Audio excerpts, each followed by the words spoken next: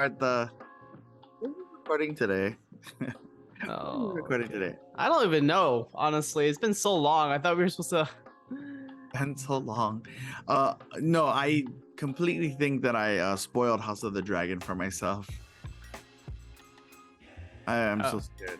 Anyway, I wanted to get that on film to say that I spoiled House of the Dragon for hold on. my. I need to turn my camera on. Hold on. Oh, Hold on. okay. I guess it's just me, not you, Jamie. I feel like everybody has a podcast these days. I mean, it's almost like just having a cell phone. Like, hey, Well, it's popular, right? They're popular. yeah, that's why I actually okay just now being super casual and not even making it a big deal. I think before I was kind of like making it a big deal, and it was becoming a lot bigger. And snap.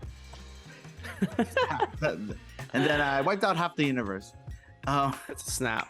I was thinking about making a podcast a lot more than it really was, but literally, it's just people talking. It's like a radio talk show host, right?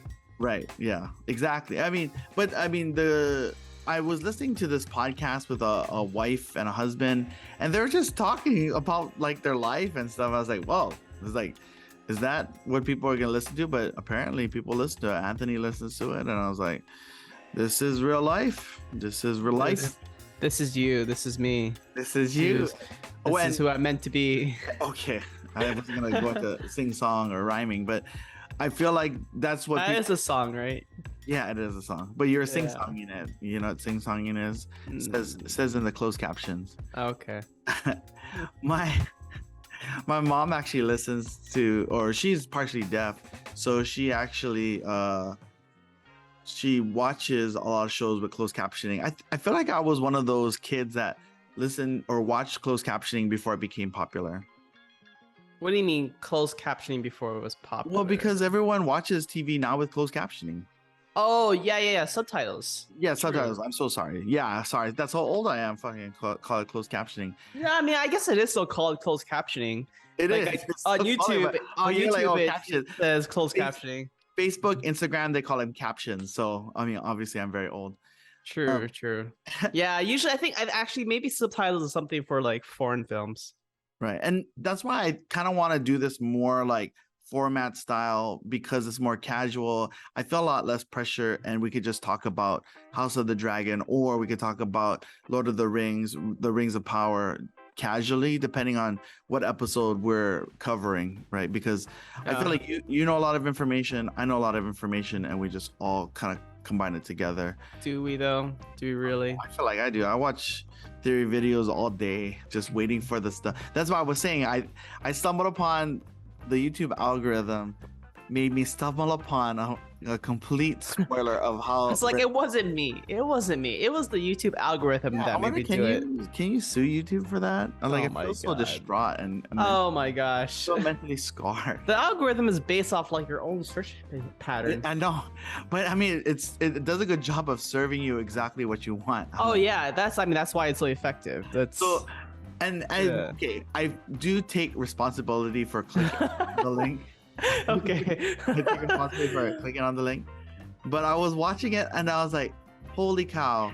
Like, this totally spoils the whole thing So for you me. ruin life for yourself, that's what you're saying. Kind of, because now, I mean, I wanted the story to unfold in a very specific way. But how is that any different from people who read the books? Isn't that like a form of like spoilers? But then, I mean, they had that moment when they read the book. You know what I mean? Like, they had that moment. Like, I didn't have that moment where I was like sitting, reading, or doing any of the sort. I would just casually like listen. I'm like, wait, is this for real? I was like, am I peering into the future? So there is a scene that Joffrey, right, in season 3, talks about Rhaenyra and what occurred during the Dance of the Dragons, right? Sure. So, I mean, of course, he's just spitting out history, and we know that history doesn't change, especially if you're doing a prequel, right? That we know where these characters end up. We know, people who have read the books, of course, know what happens to Rhaenyra and everything. And I mean, of course, I didn't know, and then I watched the video, and I was like, I don't, there's stories that are told through the lore and through history and the maesters that are told in Game of Thrones that, of course, preclude like all this that happened before it. And Right. I was listening to it, I was like, holy shoot, he just totally spoiled like the ending of House of the Dragon. I was like, gosh, Docket. I mean, the person who was talking about it revealed the clip of Joffrey saying this and explaining it to his wife at the time, because he was married to Sansa, right, for a little bit. They never married. They were betrothed, I think. Oh, betrayal. Sansa eventually marries Tyrion. Oh yeah, Tyrion. Gross. What do you mean gross? And then then she gets pawned off to, what's his name, the guy who has the dogs and got eaten by the dogs. I forget his name too, but no, I mean, aside from that, I forget her name, but she did end up marrying Tommen, and then I guess she of the Vale, Marjorie. Marjorie, was she of the Vale? I feel like Marjorie wasn't of the Vale. Sorry, not of the It was Vale. a Tyrell, right? Yeah, Marjorie Tyrell, not of the Vale. I don't remember the area they're from. High Tower? No. High Garden. High Garden? Well, so what happens Tyrells. is, Joffrey takes Marjorie, on a tour, right, and talks about, the Westeros, and then talk about King's Landing. Sorry, they talk about King's Landing, and then in King's Landing, buried beneath there, I mean, and this is probably not a spoiler, is Rhaenyra, right? Okay. Queen Rhaenyra, and then he tells the story about what happens to her, so it'll be interesting to see where Rhaenyra's story ends up. I mean, if they're gonna have multiple seasons, I mean, it will show. I feel like they're only gonna have two. But the story was also discussed, or the history of House of the Dragon was also talked about in another episode with Stannis Baratheon's daughter. The one with grayscale. Yeah. Oh, She was like in her tower, and she was talking, and she was reading a book, and it was who's the Stannis's like right hand man? Like the hand? I mean, Stannis was never the king, right? No, but his commander of the armies. Oh, I thought it wasn't the girl who did the prophecy for Azor Ahai. Not that girl. Melisandre? No, she's just like the prophet that was like her hanging out. Oh, because she thought he was the prince that was promised. I remember. Yeah. No, I'm talking about the old guy who was leading the army. Oh, yeah. Who was that? Gerald George? No, I'm just kidding. Now I'm just making it up. We should actually look it up. What was kind of neat, I was watching. But anyway, they were talking about it because she was reading a book about Rhaenyra Targaryen, and then she was explaining the history to him. I didn't know that. Oh, see, I'm glad I wasn't paying attention to some of it because anyway, they left like hints and clues throughout like the entire series. Oh, Sir Davos. That's it. Davos. That's Sir right. Davos. Yeah. The former pirate. Yeah. And Davos became I don't even remember her name now. She's so unimportant. All I think about is Rhaenyra. What was her name? Wait, what? Daenerys? Yeah, Daenerys Targaryen. He didn't serve under Daenerys. I thought he was with Tyrion. That's right. No, because don't they all end up together at the end? Well, yeah, but before that, so Davos then serves under Jon Snow after. Oh, that's right. Stannis, he does serve under the Warden. Yeah, after Stannis dies, right? Then he joins up with Jon Snow, and then and he's actually the one like introduces Jon Snow to Daenerys Targaryen, right? Like they had that kind of funny exchange, whereas there's like, this is Daenerys Targaryen, breaker of chains, mother of the dragons, true protector of the realm. Oh, and the descendant of Aegon the Conqueror, right? Descendant of Aegon. I guess. I mean, she had like a billion titles, and then Sir Davos is like, this is Jon Snow of the North. of the North. The Warden of the North. He's the king of the North. King of the North. That was good fun. All right. Yeah. Well, so I guess we should talk about episode 2 a little bit for House of the Dragon. They do a time jump, right, for episode 2. And then, I actually don't remember too much of episode 2 because it's been so long. I know that I wasn't hooked on House of the Dragon by episode 2. It definitely took me to episode 3.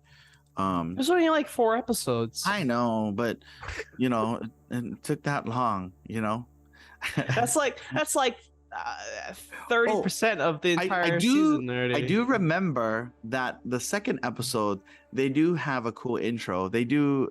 The House of the Dragon did do an intro, which I thought was pretty good. So it's very similar. I mean, it's the same as like the Game of Thrones thing, right? Where like the theme song is the same. Yeah, the theme song is but I mean the style of like the animation where it has like right, except it's blood instead of going across Westeros, right? Well, I mean it's the same thing where you have like these. It creates like these structures on the map, right? But when you watch the opening sequence, it's really a lot of going through the houses, right? Going through the different sigils, and showing all the it always like it was always a reflection of like the current world that the season's in, right? Because for Game of Thrones, I think that map kept expanding pretty much every time with every new season or something, where it's like they had new people, new continents, worlds, new houses. And what was cool about the opening sequence was when it showed like places being conquered and on fire, or not fire, but like destroyed. Because I think what Winterfell was really destroyed in the opening sequence until a Stark came back into Winterfell. Oh, I didn't know that. Yeah, I mean, it happens in one of the opening sequences. I don't know what season it was, but it was when everybody was kind of gone.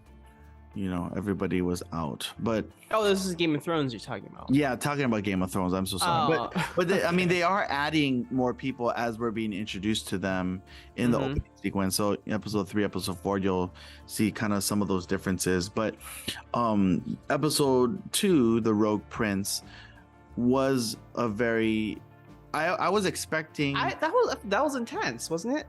I was expecting Daemon to get crazy. He was crazy. He did go crazy. I mean, he was a little bit crazy, but like wild crazy, like just destroy things, kill people, kill his brother, whatever the case may be. What? I mean, I was expecting him to go like become Mad Prince almost. Why? I don't know, because he was exiled. He's living in Dragonstone, and he was meant to, and then he pretended or thought that he had a wife, and he really didn't want to be with his betrothed wife, right? Because isn't he married to someone at Hightower? Not the Hightower, but someone in the Vale. Yeah, the lady in the Vale. Yeah, one of the ladies in the Vale, which is kind of talked about but never shown, which is for me is a little bit weird. But yeah, and they're not important.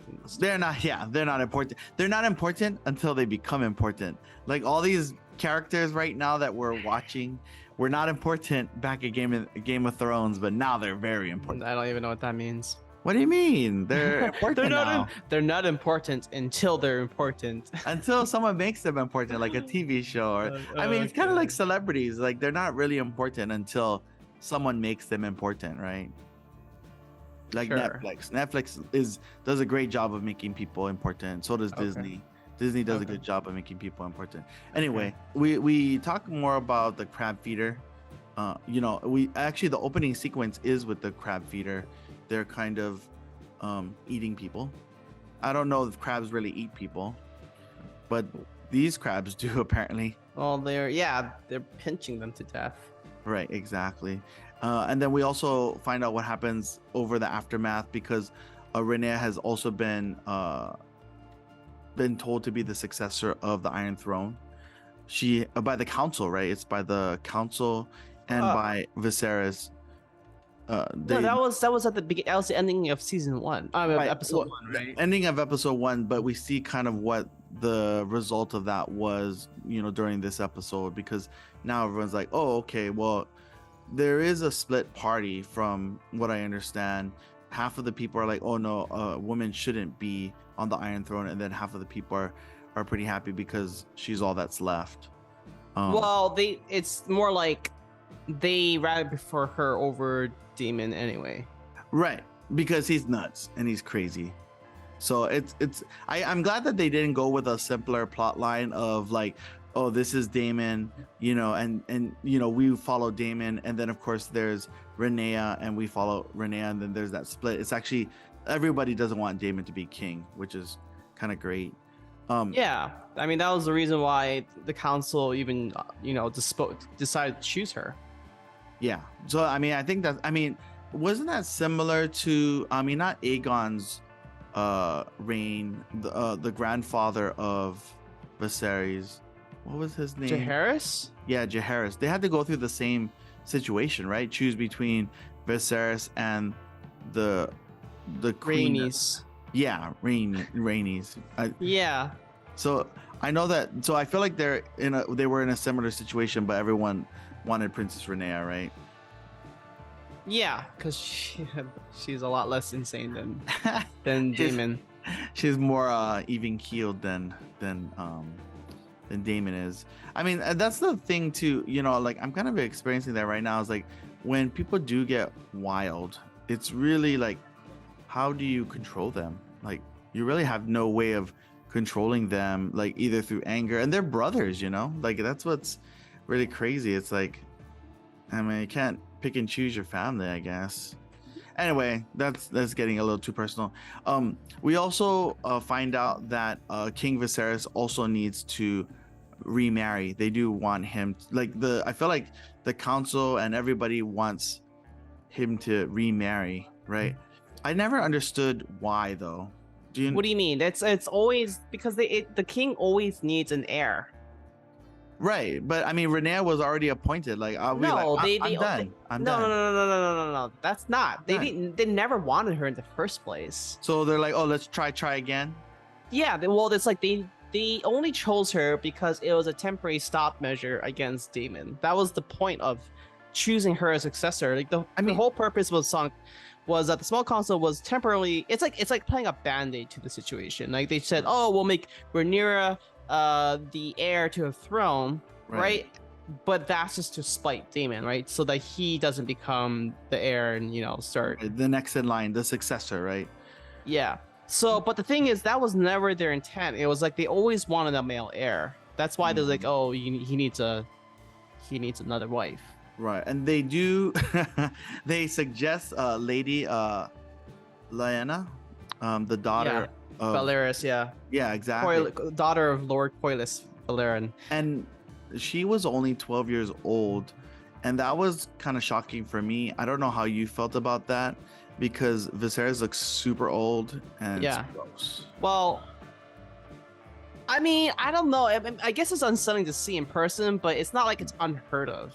Like if you in European history and fashion, it's not unheard of that people would marry them like at that young age.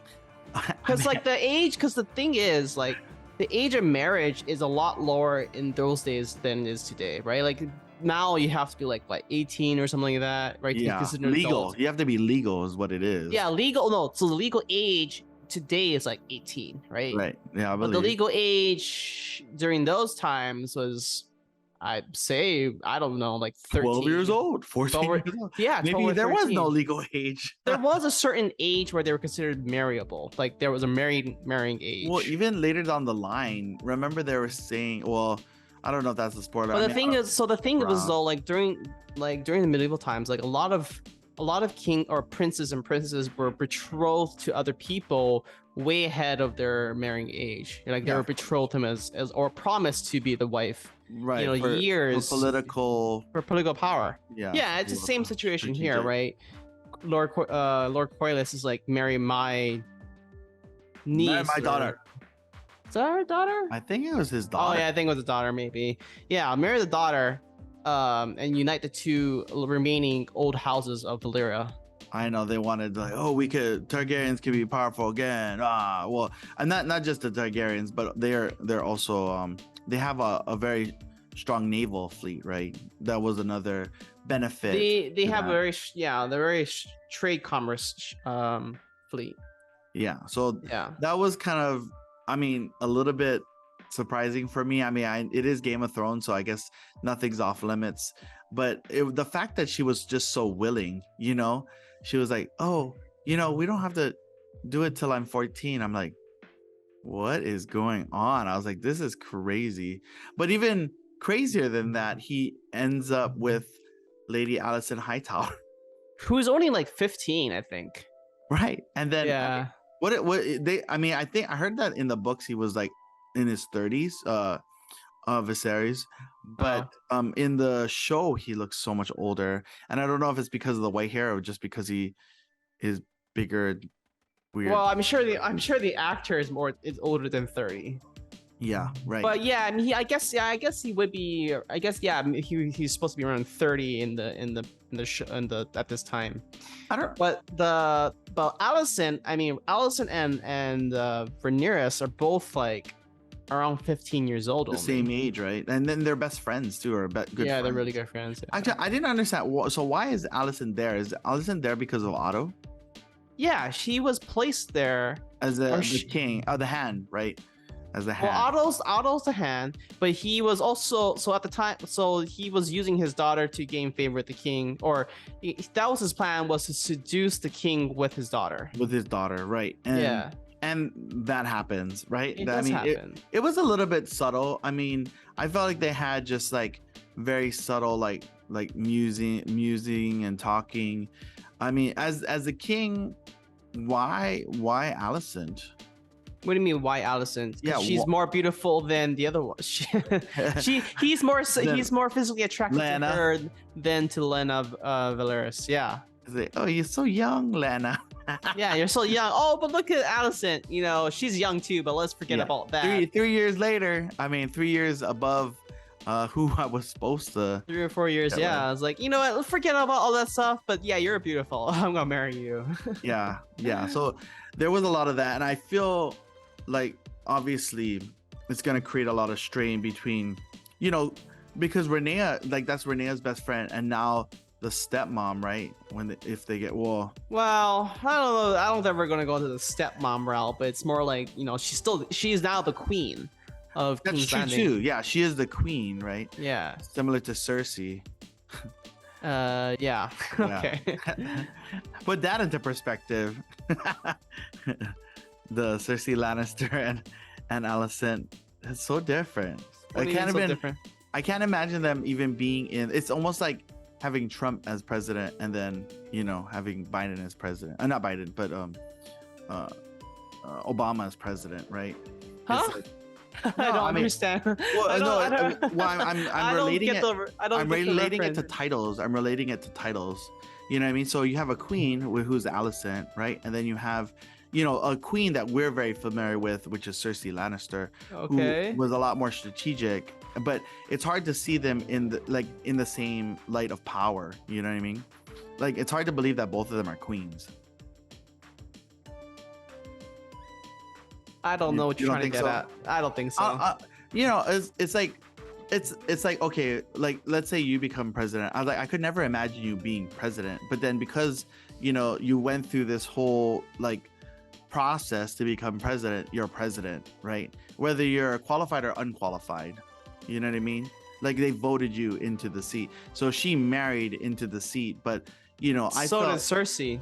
I know, but I felt like Cersei was more of a queen than someone like Alicent. I think Alicent is just like a baby maker. No, I think Cersei was a abnormal type of queen. Really? You think so? I mean, yeah. What about? Because normally, it's not the women that hold like the political power or hold the power. Right. Usually it's the male, right? They're the ones that command the armies or the ones that command the lords. I mean, obviously there are cases, right, where women do come into power or political power over the court and have a lot of influence. Yeah. But it's not that common. I mean, think about like, okay, if you think about it, about our real history in the last, 200 to 300 years, Okay. how many female leaders do you know that were like that politically powerful? I mean, there's the German prime minister. She was great. I liked her. Okay, yeah, that's okay. I'm saying that, but how many are there? I'm saying it's not unheard of, but it's not as common I mean, I feel like there's a lot. Renea. in our history. Yeah, so there was the former prime minister of Germany, Angela Merkel. Right. I felt Then, great. huh? She was great. Princess Diana. There's the Queen Elizabeth. So timely. Princess Diana didn't have any political power. I mean, not Queen Elizabeth. Yeah, there's Queen Elizabeth. Yeah, so that's two. Uh-huh. Well, you want me to name like 100 of them? No, I'm just like give me 5. Oh my gosh. Give me 5. Well, My it's gonna point take a is long time. no, but that's my point. That's my point. It's like my point is it's not as common as you would think. It's not common at all. I see what you're saying. So Cersei is not common, even though she was sitting on the Iron Throne, because she really didn't, like, she was channeling her sons, right? Well, she was never intending to send the Iron Throne. It was more like to set up her sons. But Right. But she, like, at a certain point, she was kind of just channeling her son. She was like, my son, the king, would like for you to get away. You know Yeah, what I because she held all the political power. I mean, she is a Lannister, and she was raised by Tywin. So Right, and she was married makes a lot to, of sense. Yeah, she was married to Robert Baratheon. So, but I do see your point. Yeah, there's not as much females who are in political, like figureheads, I guess, so to speak. And Yeah. she probably wasn't common. So I guess Alicent is probably more the norm than anything else, right? The baby maker or whatever you want to call them. Yeah. I mean, yeah, a lot of them do turn out to be like nothing more than, as they say, like, making sure their only duty is to Right. produce an heir. Yeah. As Rhaenyra's mother pointed out. Right. And I feel bad because, last episode, I feel like King Viserys really did love his wife, and Oh yeah, he did care. Yeah. but then it's like he had to make that decision to kind of let her go and kind of go through the C-section because of his responsibility as the king to produce an heir, Yeah. Because, I mean, if that were the case, I'd be just like, okay, well, if the baby's not going to make it, just, say, à la vie. C'est la vie, c'est la vie. Anyway. But they both would die anyway. Yeah, that was a sad moment. That was one of those intense Game of Thrones, like, oh shit, I'm going to remember this kind of moments. There was another tense moment where, Daemon also mentions that he is going to get married, and then he wanted the dragon egg for his offspring. And I remember it was very intense. That was another intense kind of scene where Lord Otto had gone, right, to tell him, like, give back the egg. And I mean, I don't understand the full, like, symbolism or the reason for them almost like breaking out into war, but I mean, it seemed pretty important to everyone else. So You mean the fact that the rogue prince basically stole a superpower? like an atomic bomb. Yeah, I mean, they're dragons. There are like atomic bombs in that world. But I mean, isn't he entitled to a dragon egg if it is a son or daughter? No, he's only entitled if for the heir, right? Oh, is it just heirs get dragons? Well, no, I mean, yeah, for like, because the firstborn son, right? They're entitled to that dragon. I see. But he had none. And he's not the heir either. It's not like he was given permission. He just kind of just took it from King's Landing. It was like, whoop. Yeah. Isn't it? Yeah. We find out later that he does lie about it, that he didn't. Well, yeah, but that's beside the point. I'm just saying the point was like he openly went against the crown and stole the egg, essentially. Oh, I see. And that's the treason, thing. right? Treason. Yeah. So that was the reason why it was such a big deal. Because I mean, otherwise, why would you let anyone just take an egg, regardless if you're family or not? There's not that. There's a very limited amount of them. Yeah, that makes sense. And then So I guess that forces. And that is the bulk of their power in the world, right? Right. I The mean, reason that's why the Targaryens are so dominant because during the dynasties because of their the dragons. dragons. Yeah. I did. I sent you the video about Aegon's conquest, and the only reason why Aegon did defeat all the kings of Westeros is because of his dragons. Exactly. Yeah. I mean, that was apparent from Game of Thrones is when Tywin Lannister was talking to Arya in the encampment of Harrenhal, he was explaining the history behind these walls. Right. And he was like, recall that episode. Yeah, and he, and he was explaining the Lord of the Harrenhal is like, oh, he was so proud of these stones that they built because it would repel any land army ever created, right? Mm-hmm. Nothing could penetrate it. But with the addition of dragons who could just fly over the amount of fortifications and burn everything alive, right? That kind of just made walls obsolete. I do recall that, and see, even that scene, so that specific scene, Arya does talk about Aegon's conquest and talks about the sisters. Because I do remember Arya mentioning, oh yeah, it was Aegon and his sisters, right? Mm-hmm. And then he's like, oh, that's funny that you know that, right? Mm-hmm. Little boy. Yeah.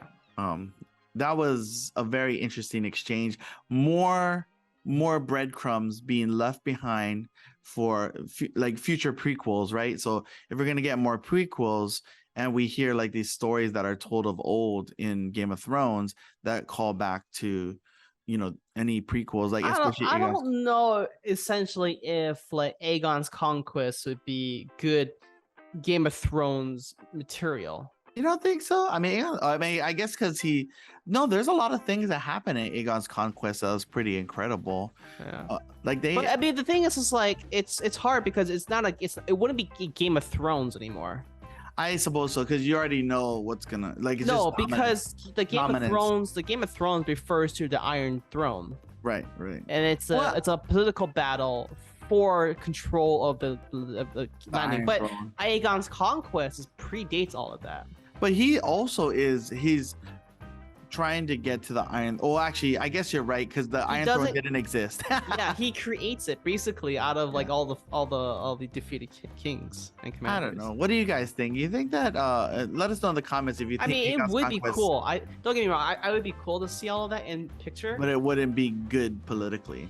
Yeah, I mean, how much political intrigue can you have when freaking Aegon's riding his dragon, burning everything alive with his two sisters. With his sisters. That's what I said, with the two sisters. Yeah. With the two sisters. Yeah. And so the kind of debate, or not the debate, but the quarrel between Daemon and Otto Hightower, it gets interrupted because Rhaenyra comes in on her dragon. Sure. And interrupts the party. Mm-hmm. And then they talk High Valyrian to each other, and then she takes the egg. She's like, Uncle, give me the egg. Give me the egg, Uncle. Why are you saying it like that? I don't know. Trying to put some. Uncle. Oh, Uncle. So local. Uncle. Oh, Uncle, you're going a little crazy, huh?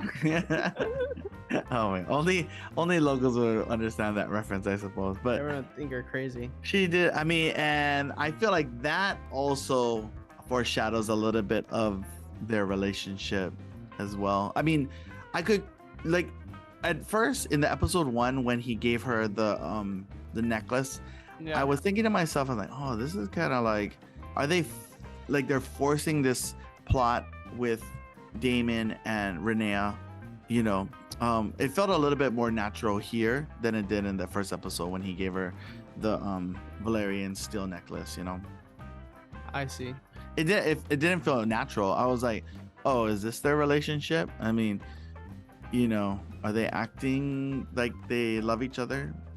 But when she came around and she was trying to prove herself, right? Because she's already been appointed as the next successor. She goes up to him and says, hey, give me the egg. And he's like, nah. Okay, here's the egg. I mean, that's what happened, right? Yeah. I mean, it also I mean, I guess it's hard because that was in the first episode, that was the first interaction we had between Damon and Rhaenyra. So yeah, Right. it did feel a little bit strange. Yeah, I felt. I mean, you could tell where the writers were going. It just felt strange. So, this, this interaction between Otto and, of course, Mm-hmm. Renea and Damon felt a lot more natural. And, then he kind of spills the beans that she's not pregnant, yada yada yada. And then the episode ends because there is the crab feeder that is still taking over that area in between Westeros and the Free Folk. Lord Corlys does go to Prince Daemon, and then talks about joining forces, right? Since I feel like Corlys was pretty upset that King Viserys did not marry the daughter. Yeah, he was very salty. Is so upset about it, but I'm like, dude, your daughter's 12 years old, and you're gonna. Yeah, but that, like I said, I don't think that was necessarily of that was. I don't think anyone really cared about the age, or at least men in power during those times didn't really care how old you were, as long as you were old enough to be wedded. Age is just a number. Age is just a number. Exactly. Yeah. Exactly. That's that's how they thought of it. Right. It's like age is just a number, and you're going to marry because you can get me closer to the Iron Throne. Right. Everything's strategic moves. How can I get closer to Iron Throne? Which, right? I mean, even for Otto, right? He's doing the same thing essentially. Oh, I feel like they're all doing it. Take my daughter. Take my daughter. Take my daughter. No, not even that. But it's like, yeah, it's like the Hightower, like Otto Hightower is doing it. Obviously, Corlys is doing it. Daemon's doing it. They're all trying to vie for power of the throne. Unreal. It's unbelievable. Why is that unreal? I don't know. It's just, I mean, I guess, you're thinking about this era and then you're like, oh, I mean, I feel like it's been a normal thing, right? Back in the days for everyone to marry off their offspring in order to gain some type of, our two families, once they're together, we can own like half of like. Yeah, I mean, they were always, marriages was always a political tool then. Yeah. Yeah, definitely. Like especially if you're a female, that's why it was so hard to be a female in the early days, is because you're seen as nothing more than as a political tool. Right? You don't gotta love nobody. Well, you're not given a choice, really. Yeah, I mean that was a little bit of a, but actually I do remember now when they had the small council, right? And King Viserys was to mention who he was going to marry, right? Because everyone's been kind of pitching them their stuff, and then he had mentioned it was Alicent Hightower. Corlys got upset and left. Like he literally left. Of course. Right, and that was kind of the setup for. Well, he left because he was angry at Viserys, because he was also kind of eyeing Otto Hightower as well. Right. I mean, I think he knew. He also recognized that he was also playing the game. The Game of Thrones. If you don't play the game, you're going to die. Yeah, you either win the Game of Thrones or you die. We should have people tally how many times we do say that. How many times will Jeremy say Cersei Lannister's famous line? Only once, because he only brought it up. Well, you already said it twice. You said it in, I think even episode 1 you had said it. I said it one time in episode 1. Yeah, and you can say it one time in episode 2 and one time in episode 3. Because you brought it up. That's because you brought it up. No, you said it way before I even said. Oh no, you brought it up for this episode. Okay. Yeah. You play the Game of Thrones. I wasn't going to mention it until you said it wrong. That's fine. So, but what do you guys think about the episode? Episode 2 is kind of ramping up to really like explore these characters and the plot lines. Let us know in the comments below. Make sure to like and subscribe, because we are going to go through the rest of House of the Dragon. Hopefully you guys are watching it along with us, and these episodes do come out on time. I mean, they will. So I haven't seen Jeremy in a long time. I haven't recorded with him in a long time, but you can't tell that with the way we're releasing and editing these. So but yeah, let us know what you guys think, and we'll see you next time. Yeah.